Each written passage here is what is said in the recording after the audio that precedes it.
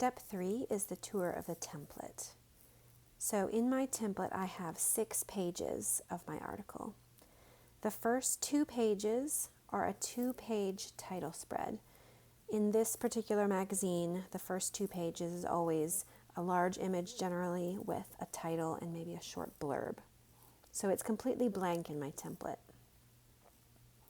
On page 3 and 4 is where the main text of my article begins.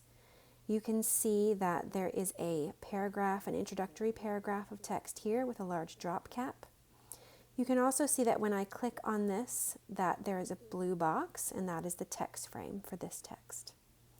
Then the main text is in 2 columns, and it flows throughout the article. These blue boxes with the big X's through, those are image frames, basically placeholders for images.